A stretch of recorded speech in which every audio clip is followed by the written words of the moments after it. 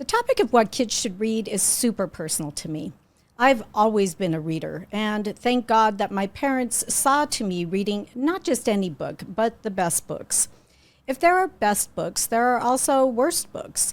We'll talk about how activists are desperately trying to dress those worst books up in the best language possible, to expose not just my children, not just your children, but all children to, I think the technical term is literary garbage. Unlike men and women, all books are not created equal. Have you ever heard people say that they don't care what children are reading as long as the children are reading?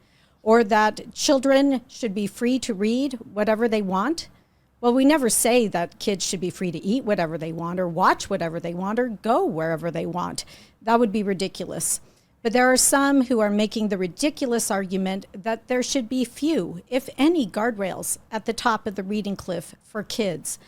Not just for pornographic material, but for porn-adjacent material as well.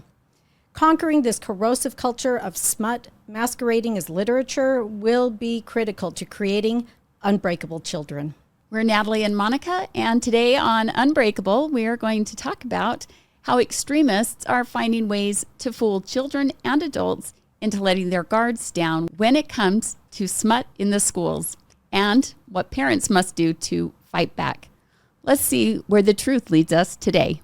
Okay, Natalie, so who's pushing these bad books on the kids? It seems like a weird thing to want to do, but tell us who's doing it. Okay, so back in 2020 or 2021, this is when these things started coming into the schools, and we've been battling them ever since. We've had the American Association of School Librarians that actually held a conference in Salt Lake, their national conference for school librarians, and they were here promoting their social justice agendas, and we have recordings of that we'll play in a little bit. And we've got groups like the American Libraries Association, the National Education Association, the Utah Education Association. You can go on all their websites and find information about how they're pushing quote-unquote banned books. The American Federation of Teachers, the Utah School Boards Association, and another group called Let Utah Read, which is a coalition of local groups, including the ACLU of Utah, the Utah Libraries Association, and most recently joining their coalition is the League of Utah Writers and PEN America. Wow, that's a lot. That's a lot of groups. And, you know, it's very interesting because you hear this term banned books you just mentioned. And and it seems like they just throw out everything underneath that title, like a book that might have been removed from a school for whatever reason, 30 years ago, and they still classify it as a banned book, as if nobody can access it. Right. Well, and the ACLU recently put out their 2024 impact report that you can find online, and they talk about their campaign to stop books from being banned, and they couch it under First Amendment rights and freedom of expression. And the claim is that the freedom to read is intricately intertwined with the freedom to write. And so if we ban books, we're banning authors, and, they have a whole litany of talking points and arguments to try to justify this smut, this literary garbage in our schools and beyond for minors specifically. So in their impact report, you will see that they held a meeting up at the Capitol to promote the reading of banned books, where they had people take turns up at the mic reading this filth right there in the Capitol, where everybody could hear. And there's often children there. This is kind of their strategy, their in-your-face strategy, where First Amendment rights. are being used. Well, what's interesting to me about that is that we all know not every book is appropriate for kids. And there are some books that don't belong anywhere near children, but they seem to be lumping so many of these books together underneath that big umbrella of banned books. And so when they read passages, say, from Charlotte's Web, right, which is objectively not objectable, right? Right. It's just, most people would read that and say, yeah, that's a fine book for kids, and it's a great one on top of that. Wholesome. Wholesome, Even. yeah. Yeah. But they'll lump Charlotte's Web in with a book like The Handmaid's Tale, or, This Book is Gay, books that are very explicitly sexual, or books that have like a lot of violence in them. And so it's so funny how they'll just mush it all together to make it very hard for anybody to say anything. Right. It's kind of a parasitic thing or a virus, right? It has to catch on to something good in order so they can make the claim that, how dare you want to get rid of, any number of books, Harry Potter or the dictionary. I've been told that at one point the dictionary was banned, so they attach it to some ridiculous. Yeah, they really do. They just, any excuse will do. And right. So they'll just lump them all together. Well, I found it interesting in the ACLU impact report. One of the couple of the headlines for this particular topic, they had other topics in the report, but specifically on the books, one of their headlines is "Let Utah Read: Our Ongoing Fight Against Censorship and Book Banning in Utah." And the next one, the subheading, "How are we building power through Let Utah Read?" So this is a Marxist power grab. This is, they find power in being able to access children and exploit children and push their ideology on children. Right. So they see this more as a power struggle, which is kind of an interesting thing. And I noticed, they really want to make this a First Amendment issue. And we know that, they like to cite, I believe, Supreme Court cases, PICO being one of the major ones. They like to cite Miller versus California, and this three-prong test, and it has to meet these three prongs to be considered obscene. So they're not necessarily, like, PICO wasn't even a precedent-setting case. I mean, you had different justices coming down on the different sides of it, so there was no majority ruling on it. Just a plurality. Yeah, it was just a plurality. But one thing they did say in PICO that I thought was super interesting was that the school libraries or the schools are not this infinite repository for books. You can only hold so many books in a school, right? Mm-hmm. And so you have to curate carefully. You have to pick and choose. You can't just say, we're just going to allow each and every book that comes our way into our school library, because they're not all the same. Right? So to be a librarian, there's great power in that, because you get to choose what books come in and what books get removed as you go through that curation process. So librarians and others like to say that, it's okay if a parent chooses for their child what their child reads, but they cannot choose for another person's child, right? But that's simply a distraction, because you've got librarians who every day it's their job to choose what all children in the school or in the public that come to the public library have access to. And in the school, parents aren't there. No. Parents don't get to see what books their kid is picking up. So in the ACLU impact study, again, they are telling people, there are 3 ways to protect your First Amendment rights in schools. Contact your legislators and advocate for repealing book banning laws such as HB 29 and urge action against future censorship bills. So they're calling it censorship. When you can't, like you said, we can't have all books in the schools. It's just not possible. They are trying to find ways around that. But when librarians choose what comes into the school or what leaves, they are the ultimate arbiter of what gets censored or what gets banned, if you want to call it a ban, simply through the curation process. So you have a combination of, it seems like, educational institutional groups, and then these outside nonprofits. And one of those recently held a banned book bash at a local Salt Lake park. And they used the lure of the forbidden fruit, right? Oh, these are books that nobody wants you to see. And so it's like they're kind of luring in children, like the witch in Hansel and Gretel, setting out this little breadcrumb trail for the kids to follow, come to our gingerbread house, it's so forbidden. And so they offered prizes, and they offered child-friendly activities like, here, make a little necklace with the image of a banned book in it. Right. So every fisherman knows that the bait and the lure are to hide the hook. Yes. Right? In order to get the fish, right? So it's a great comparison. And I think it's interesting that this book, the Let Utah Read, their acronym spells lure. I don't know if that was intentional or not. Hold on, L-U-R. L-U-R, yes. lure. So, it's like the old creeper, the white van with the tinted windows and the guy, tempting the kid with candy, right? But now we have people setting up banned books in libraries next to the playground where young children are coming over, to give kids access to these things that they might not have access to otherwise.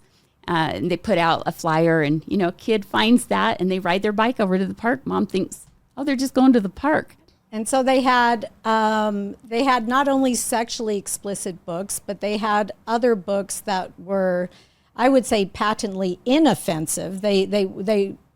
You can't imagine why anybody would want to maybe get rid of these books, but they said, oh, somewhere they wanted to not have this book. They removed it from the shelves, and so now that immediately classifies it as a banned book. Right. Well, that helps them paint parents as extremists. Oh, you just want to get rid of all these books that have historically been banned. Yes. But if you look at the ACLU impact report, they know that conservatives probably aren't looking at that, and they actually have a picture of the books they're talking about, and you can see that those are the books that have been highly problematic, and there's been a lot of contentious debate about it, and some that have been removed statewide from Utah. So, when they're facing a public audience of parents, they present, the watered down version of banned books, the Harry Potters and... Well, what I noticed, they had some very interesting books, and they had a couple of tables where parents could take a book just for free. And they had books like Baby's First Book of Banned Books. So I would call this kind of next level indoctrination or grooming, where they're going in and, first somebody created a book for babies about banned books, right, which is gross. It's offensive on it just so many screams of levels. agenda. Yeah.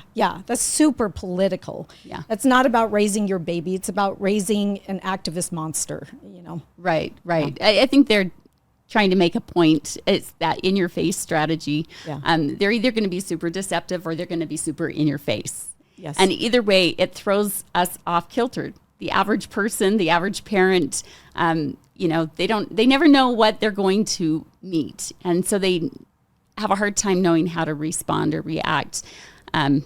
So in this, I think it's interesting that it wasn't just parents they were giving free books to. No, it wasn't. At the park. Yeah, there were children there, and they had up like a laundry line with sheets of paper describing exactly why certain books were banned. And there was sexual information on those pages, and I saw, boys age 10 and younger, going by and reading all the sheets. It's very disturbing. If you think about your own child, if they had shown up there, without your knowledge, so a recent event at the Syracuse Library by the Let Utah Read Coalition made a lot of claims about this particular subject and how their efforts, what they're doing to stop books from being censored or banned. And there were a lot of, they had a panel. They had a gentleman named Peter Bromberg, who is a big player at the national level. He has a bill tracker for all 50 states on the bills that are trying to get rid of the porn in the schools or the sexually explicit content, and working with other states to stop those kind of bills. And he lives here, and he was part of it. Rebecca Cummins was part of the panel. She is the lieutenant governor candidate along with Brian King for Utah, the gubernatorial race in Utah for the Democrats. And then there was an author named Rex, I don't remember his last name, who writes children's books, and the owner of the King's English bookstore, who sells a lot of these books. Right. That's kind of his gig. So they were all there, and they just had a panel discussion, and it was very interesting to hear kind of where they're coming from. They knew we were there, and so, the act of being observed often changes what's observed. So I think they were pushing really hard on the parental rights and trying to say, yes, parents have rights. Parents get to choose. And is it bad that they said that? I think parental rights is really important in this discussion, but their actions say they don't mean it. Again, they use that excuse of, you have the right to choose for your children, but you don't have the right to choose for all children. That belongs to somebody else. That belongs to librarians, apparently. Apparently, yeah. Yes, because they're the ones making these decisions. Yeah. And they had their librarians from that library in the meeting and very supportive of this at the Syracuse Library. So they made some interesting claims throughout the evening. One of those is they like to talk about books being windows and mirrors, and someone even brought up that they're glass doors. Tell us what they meant by that, Monica. Well, they said that books acting as windows lets you see into somebody else's experiences, and I think we can all admit, yeah, sure, it does. The question is, do you want to see into everybody else's experiences? Some experiences you're not supposed to really, I think, expose children to. I think most of us can agree to that. And then they said books serving as mirrors means that when the kids read from the books, that they get to see themselves. This is a huge argument they make constantly. And they state it almost as if it's an immutable truth. Like, kids need to see themselves in the literature they read. Otherwise, they won't read. Otherwise, they won't learn. I find it a very narcissistic perspective. I know when I was a kid, my favorite books were Agatha Christie mysteries. The main detective character was a Belgian, a refugee living in England. Nothing like you. Nothing like me. Spoke French, was super, super intelligent, and lived a totally different life than I did. They would say that would be the window perspective. Right, the window perspective. But nothing about, in fact, I don't think I read a single story about anybody like me when I was growing up, because everybody has unique experiences. Right. Right. Uh-huh. And so, did it keep me from being a reader? No. I never thought I need to see myself in this book or I will just suffer forever. It's a weird argument to make. Right. Well, it's interesting because in education there's a lot of emphasis on getting kids to reflect. So do an assignment or read a book and then reflect on how it applies to you, or how you relate to that. And I really think that, they say you are what you eat, or you are what you read. They really want kids to become what they see, or at least model. The books act as a model, and that's how kids learn.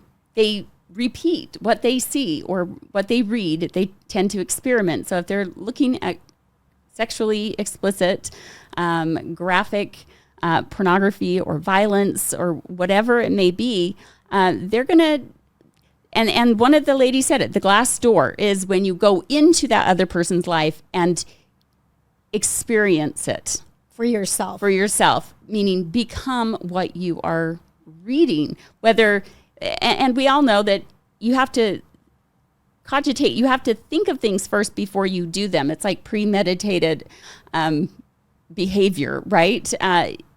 But this is, I would just call that grooming. You know, again, to take empathy to that level and to say that you should be experimenting essentially on what you read. Again, when you look at the types of books that they are pushing on children, I don't want my kids anywhere near those behaviors. I don't want them anywhere near those ideas. When they are adults, they will probably face these ideas, but by then their brains will have developed past that lizard stage, you know, that just simply reacts and doesn't necessarily analyze and think about it. And, you know, this whole argument of, well, kids are going to run into it sooner or later is probably, I think it's one of the most harmful arguments that they can make, you know, this idea of just burdening their shoulders. Right. When they're too young to carry those burdens. We'll talk about that a little bit later, but yeah. When they have the kids read these books, okay, they're traumatizing them. Yeah. They are getting them to experience things, because oftentimes, especially for children, their imaginations run wild. They're very active. And so these things that they read about, you know, can scare them so much they you know, they have to go sleep in their parents' room or something for a week, you know, because they can't always separate what's real and what's fiction, and they really absorb it into their heart and into their minds, and they end up ideating on it, and it traumatizes them. And so when they're exposed to this, these, you know, whether it's rape or sexually explicit experimentation, they start thinking about it and they can't get it out of their head. And then they become addicted. They need more. So we've heard from parents of boys in schools that, you know, they pass around a list of all the bad books in the school. So every boy knows which one, and they're like checking them off as fast as they can. It's like, those are the books that are always checked out. Those are the books that they all want to read, because that's how they are now relating to each other. But what they use is they say, well, there are kids who experience this at a young age, and that these books provide therapy, that these books are therapeutic for the kids, because suddenly they'll know that they're being victimized, and then they'll speak up and say something about it. But if you've ever been through that type of trauma, reading about it again or reliving it again through somebody else's words can be re-traumatizing to an extreme extent. Right. It's not therapeutic. Right. Well, and it comes out by these authors. If you read what these authors are saying about their books, they say, this happened to me and I wanted to help somebody else, meaning it's their therapy, I think, to write it down, and then they're traumatizing a whole nother generation by making these kids go through what they went through. Yeah, absolutely. Well, and, you know, if you think about it, when the schools say that they are doing trauma-informed teaching and trauma-informed therapy because so many kids have so many problems, and then they provide the traumatizing content to the kids, again, you have to ask, this just feels off. This is wrong. This is inconsistent. If they care so much about these kids and providing help and treatment for them and getting them the therapy that they need, because they're all traumatized now, apparently, why are they giving them or providing access to this content, this traumatizing content, to the kids? Because they have their own agendas, right? They are turning schools into mental health institutes, and they've got requirements to bring in more and more mental health therapists and social workers and school counselors, and blurring the lines between those different roles so that, you know, every child has access to a therapist now. It's the medicalizing of the schools. Yes. And we've seen actual instances where they sent out an email, I don't know if it was to parents, but they send out this kind of notification that these kids were going to be reading a book that had traumatizing content in it, but we'll have counselors, school counselors, waiting in the wings to show up to help these kids process their trauma. Yeah. That is abusive. That's malpractice. Yes. It is. Yeah. It's unconscionable. Yes. And it should never happen. But that's the mindset of these people that are pushing the bad books and creating mental health problems in our kids. They say it's not a bad book. And the kids can handle it as long as somebody, a trusted adult, is there to help them through it. So they're intentionally exposing these kids to these hard things so that they can have hard conversations with kids without their parent there. Without their parent there. And that's not a big part. Not even knowing the substance of what's being said. Right? So yeah. Traumatize the kid and then send them home and leave the parents wondering what ever happened to my kid. That's so sad. It's not okay. So, and in addition to that, we have other claims that, we just want to make sure that kids are reading age-appropriate material. And that's okay as long as it's age-appropriate. What's the flaw with that line of reasoning? Okay, so at the panel discussion up at the Syracuse Library, the author on the panel said he went through all kinds of things when he was very young. And what might have only been appropriate for older children, he was perfectly fine with by the time he was 9 because he'd experienced so much already that it was totally good for him. Mm-hmm. So basically saying that age appropriate is defined by the child and what they're ready for, and that they can self-select themselves out of a book. If they start reading it and they don't like it, they can put it down because they realize, oh, I guess this isn't appropriate for me. Well, not every kid can do that, and not every kid will do that. Most time, kids are like a deer in the headlights when they read stuff that is shocking like that, and they don't know how to put it down, and that trauma goes deep, and they can't let it go. And I'm not one to get on the trauma bandwagon, but this is the real trauma that nobody's talking about. Yeah. We talk about trauma this and trauma that on like the littlest things. You're like, oh, it's a trauma epidemic. Like you said something about my hair, and now I'm traumatized for life. Right. Yeah. No, it's very interesting how it's almost like pick and choose which trauma is okay for kids to experience and which isn't. And it's always this deeper exposure to very heavy, very inappropriate for children at, I would say, any age, simply because they are still children. They are minors. Like, we don't say, well, let's see, if you're 12, then it's probably, if you're ready for it, if it's age appropriate for you, you can start smoking. Maybe you've been around smokers all your life, so you're better prepared for it than some kid who hasn't. We don't even say that with kids. No, we don't. It doesn't make any sense at all to a logical thinking, rational person, but we are kind of post-rational with all of these agendas. Yeah. So they also, they feel it's their job to teach children what the parent won't. They feel like they are doing a service and that they're protecting these children. One of the craziest claims was that, and this was by Peter Bromberg, is that these books on the bookshelves in the schools actually protect children from predators. That these books are a predator's worst nightmare because it teaches kids how to recognize grooming and the dangerous things, so that when it happens to them, they'll realize that they're being groomed or sexually abused. Wow. That, it's so upside down. It's, I can't even imagine thinking about that, because that's the type of material that prepares a kid to be a predator in so many ways. Like if you go read the works of John Douglas. He was an FBI profiler, and he would interview men who had committed really heinous sexual crimes.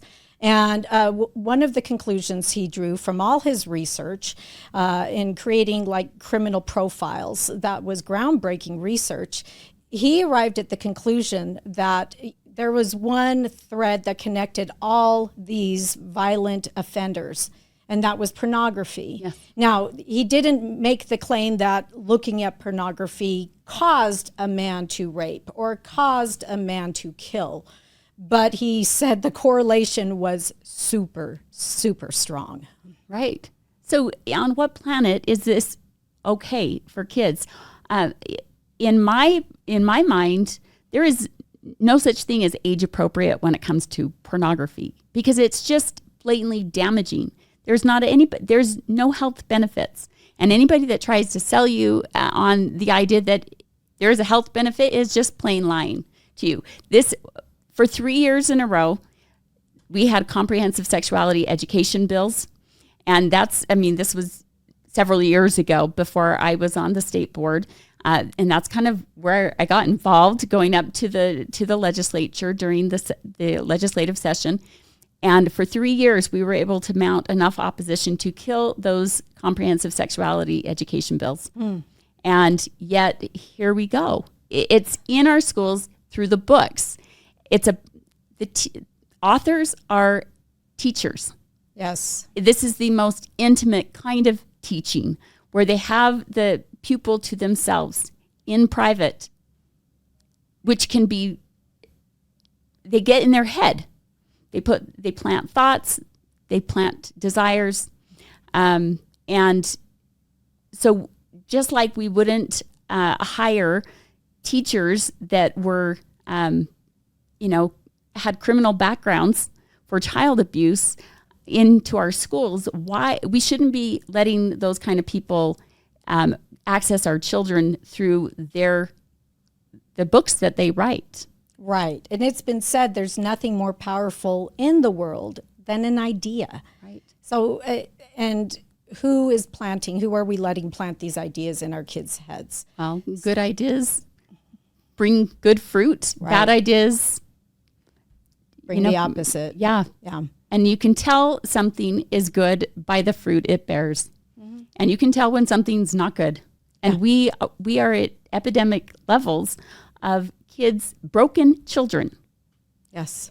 Right? We say train up, strengthen children and help them so that we don't have problems down the road, and we don't have to, find the resources to fix all of the broken adults. But instead, we are breaking the adults, to grow all of the services? Yeah. Yeah. We are breaking children. Yeah. Right? Yeah. Which will make broken adults. Which will make for broken adults. And one of, I think it was the King's English gentleman who mentioned that, I read this book. It was about an abuela, that's Spanish for grandmother. And boy, it just broke me. I noticed this terminology a lot on the left. Something broke me. This book broke me. As if it's a good thing. As if that's a good thing. And you want books that build, that not break. Right. And you want to give your kids books that have heroes in them, people that they can aspire to become, people that are role models in a good way, not in a bad way. Right. Yeah. To see themselves as better than they are, so that they can aspire to become something better and stronger. And if we're going to make the world a better place, we got to fix this problem and not keep buying into their excuses and their false claims. Right. And so another claim is that that the authors, because if they say that by banning certain things that are read, you are banning writers, essentially, right? Mm-hmm. And so they say that they are the victims in this. And so they flip the script, and so now they're the victims. I hate this. It's very difficult to listen to all this victimhood that adults will sit there and ascribe to themselves. Right. While they're destroying children's lives. While they're destroying kids' lives, right. It just seems perverse. So what's very interesting about all this to me was how nonchalant and casual all these adults were in introducing this idea that kids should be able to read whatever they want. There should be very few guardrails. They didn't even mention the ambulances, really, as if the bad books themselves were the ambulances. And And then what I thought was interesting too is how they allowed, this idea of like other people should be able to offer any book to any child if they're within the education system or education adjacent.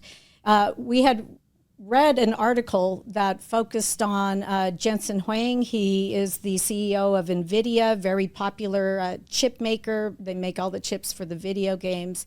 And he said that recommender systems are the most valuable form of artificial intelligence. Well, so what we're seeing when it comes to books is that this is true as well. And it's true on the human side. We're seeing human recommender systems being built around the children, whether it's the libraries, whether it's the teachers, whether it's these nonprofit organizations. These recommender systems are being built up around the children. Right. Okay, which makes me remember a story from a parent whose son has long hair, went into the library and glanced at a book that was on display that happened to be an LGBTQ book, and he didn't really know what he was looking at until the librarian came over and said, "Oh, you'd really like that book," right? And took the looks of this boy as an indication that, maybe he thinks he's a girl, or maybe we could convince him that he's a girl, and if we give him this LGBTQ book, we can influence him in that way. That was an example of that recommender system in real life. We see a lot of it in the algorithms, in the algorithmic world. But this is, it's a problem. Yeah, super valuable. So why are we here? Why do we have all these groups that have come out of the woodworks to push this idea that, books, we are banning books and that's bad. We shouldn't be banning books. Well, it was in 2022 when a representative in the state legislature, Ken Ivory, passed a bill. It was called Sensitive Materials in Schools. And it laid out some parameters. It drew together current pieces of the law that were already there. People are acting in the criminal code. In the criminal code. They were already there regarding minors and what was appropriate for them in terms of certain materials. And so it just kind of pulled that criminal code together and it made it apply to the schools. So when we saw that pass in 2022, it wasn't quite there yet. The idea wasn't quite there yet.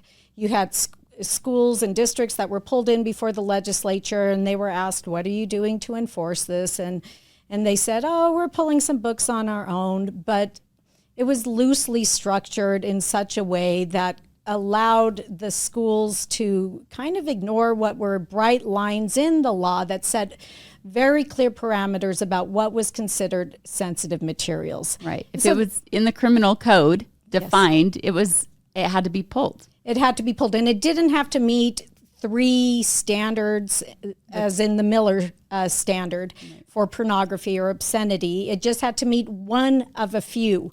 So whether it was the first one, second one, third one, or fourth one, it just had to meet one. But schools were dancing their way around that provision, and they were trying to apply the Miller provisions or standards on top of that. It was a huge mess. Right. And then there was the letter from the AG's office that confused the whole issue.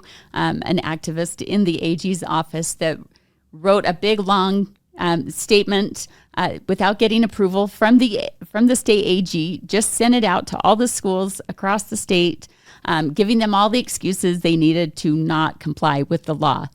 And then the AG's office had to come and issue a correction to that statement. Yes. And so we had 2 years pass, and in the meantime, kids are continuing to be exposed to pornographic materials. And this year, in 2024, Ken Ivory came back with HB 29. And that passed earlier this year. It says that instructional materials have to now be classified according to 2 different categories, objective and subjective sensitive materials. So the hard porn versus the soft porn, right, or the gateway porn. Right. And essentially, if it's classified as subjective sensitive materials, there's almost nothing that will keep it out of the schools. Let's just be honest. Right. Yeah. But if it's objective, then it just has to meet, again, one of these standards, unless, now there are exceptions, carve-outs in this bill.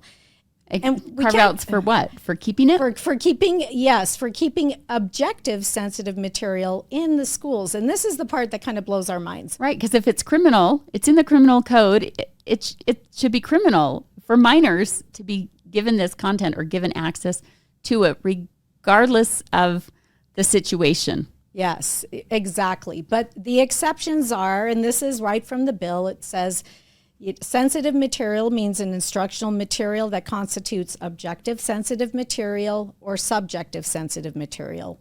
But then it says sensitive material does not include an instructional material, and it gives 5 carve-outs.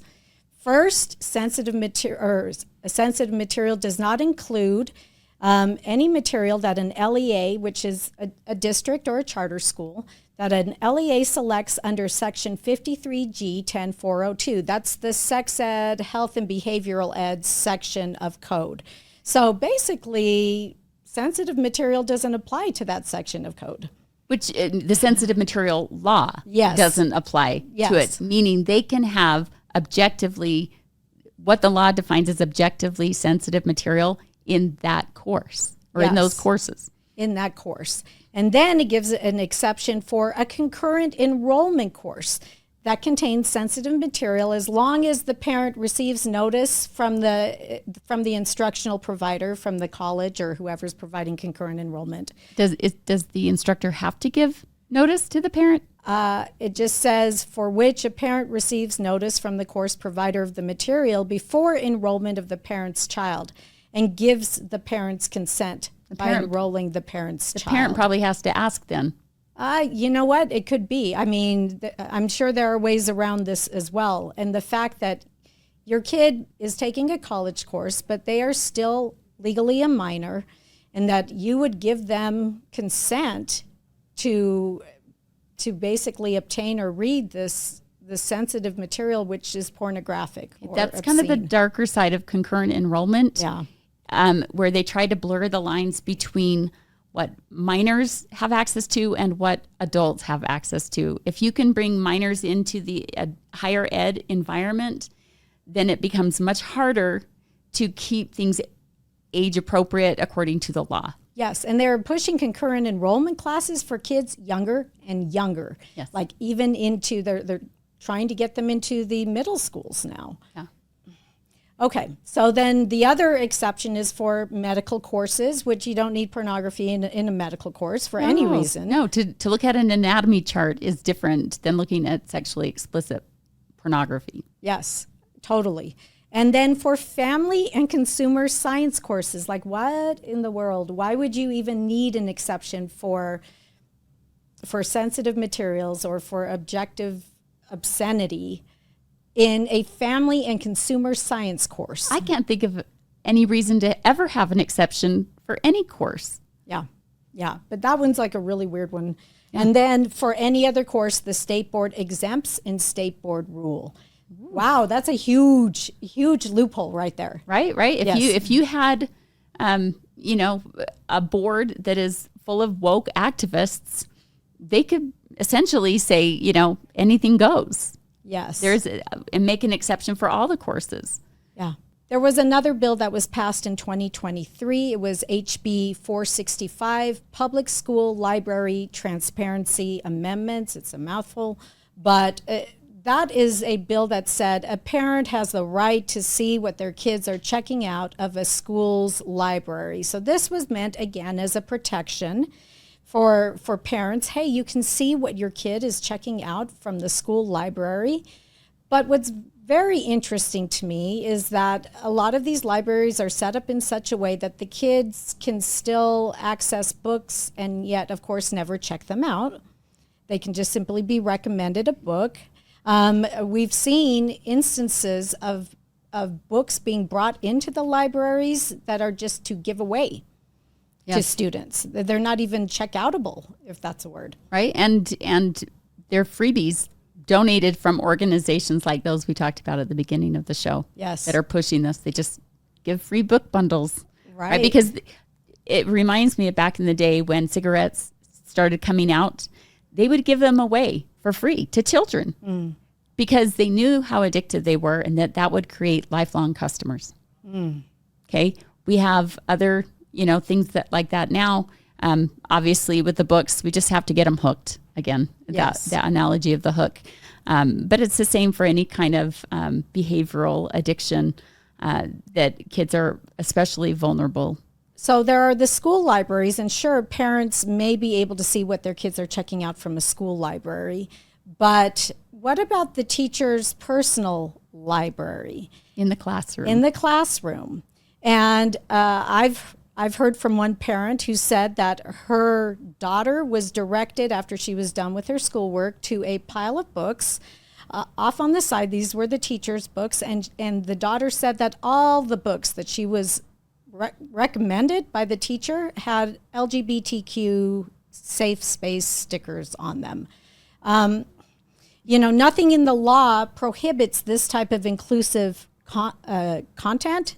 Nothing in the law says that teacher has to notify the parent that she is letting the kids just grab a book and read it, and perhaps even take it home.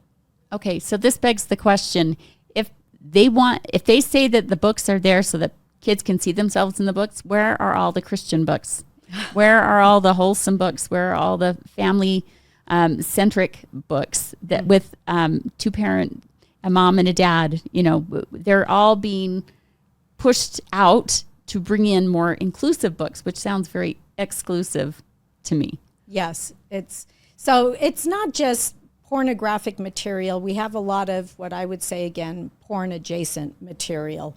Books that advocate the mutilation of healthy body parts as part of the transgender agenda. Books that are violent. Books that are anti-religion.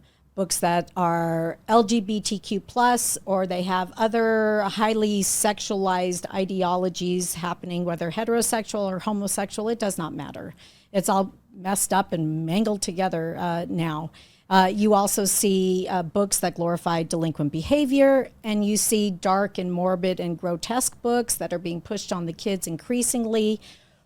We have I would say, a crisis in the classroom that is caused by books that simply don't belong there under any circumstances. They have no value for if we want a truly educated populace, meaning a populace that can perpetuate freedom and liberty, which our founders said must be it requires a moral and a religious people, and a constitutional government is wholly inadequate for the government of any other.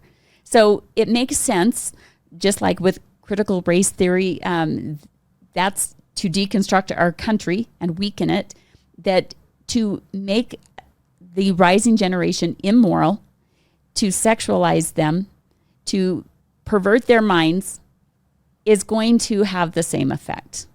They don't have to say you're racist in order for them to fall into this trap that is going to cause a weakening of our society. Thank you for joining us in this part 1 episode of Just Say No to Smut in Schools. We are Natalie and Monica with Unbreakable on the We Are the People network. And we'd like to give a very special thanks to our sponsor, Sherry Jensen. She has been very generous, and we're grateful for her help in being able to get the word out to parents across the state about what is happening in schools. Whether you homeschool or whether you send your kids to school, you'll want to know this information. If you have any information you'd like to send us, please email that to unbreakabletruthshow@gmail.com, and we will see you here next week for part 2 of Just Say No to Smut in Schools.